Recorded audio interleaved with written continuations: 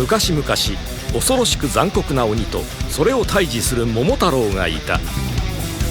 それから何千年の時を経た今も桃太郎と鬼の戦いは続いている。喧嘩っ早く頭の悪い少年一ノ瀬四季は血のつながらない父剛を疎ましく思いながらも平和な日々を過ごしていた。退学ってなんだバカ野郎め。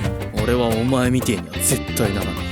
しかしその日常は突然の襲撃で幕を閉じる。お前が一ノ瀬四季か。剛に連れられて逃げる中、四季は自身の出生の秘密を知る。鬼の血を継いでる。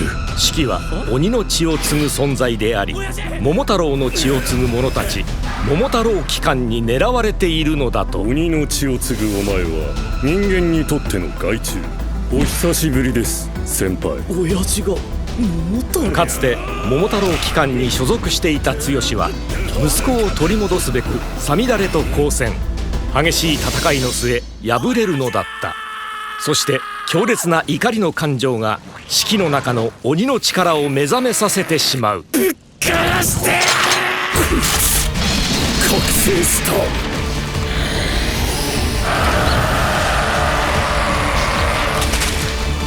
我に返り呆然と立ち尽くす四季にとどめを刺そうとするさみだれ。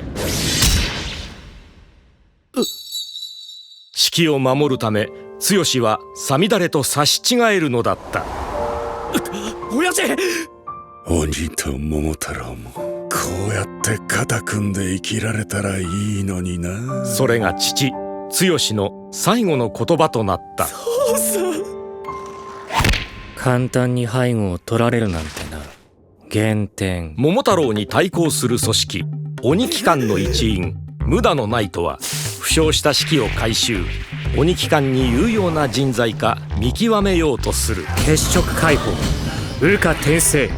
お前には俺の生徒になってもらうからな。かろうじて審査に合格した四季は無駄のが教官を務める鬼の教育機関羅刹学園への入学を許されるのだった。話しかけるな。おい、規律を乱すのはどうかと思います。やれやれ。すみません。胃が痛い。個性の強いクラスメイトたちと共に最初の試練鬼ごっこに挑んだ四季は体内の血を使って発動させる術血色解放。血色解放を成功させるのだった。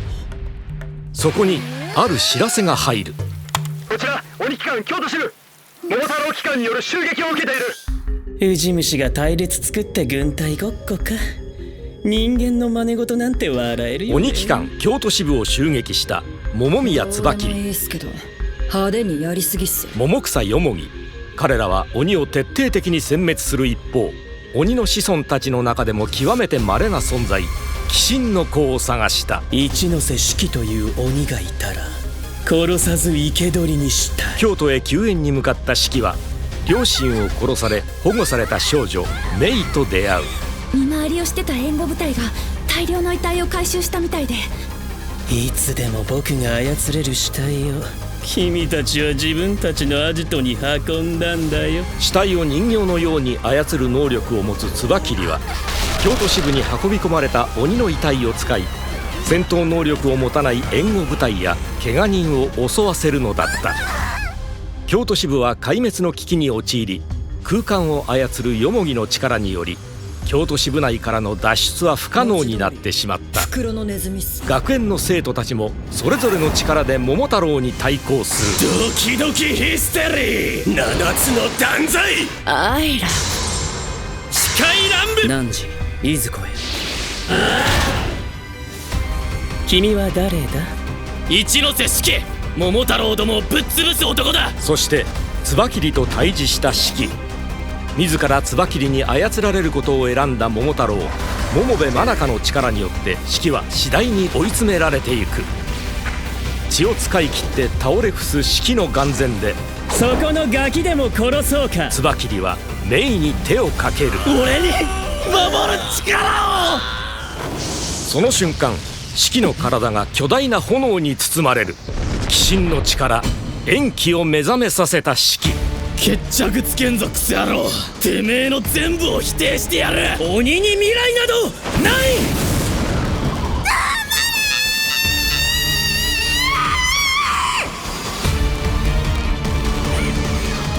メイの叫びによって自らを奮い立たせ、シキは椿に勝利するのだった。